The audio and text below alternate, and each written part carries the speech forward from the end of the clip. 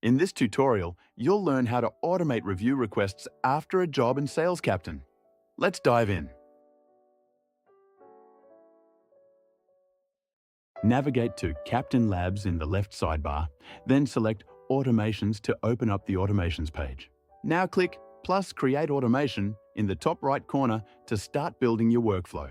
Give your automation a name, something like Appointment Complete. Click on SalesCaptain Triggers and select Appointment Complete.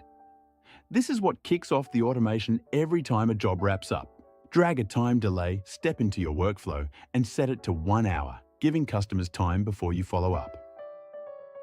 Next, drag and drop a Send SMS action below the delay, then click on it to open the editor. Choose or create a template, personalize your message, and add your review link. Hit Launch Automation and head back to the Automations page. You'll see your new automation listed and active, ready to start collecting reviews on autopilot.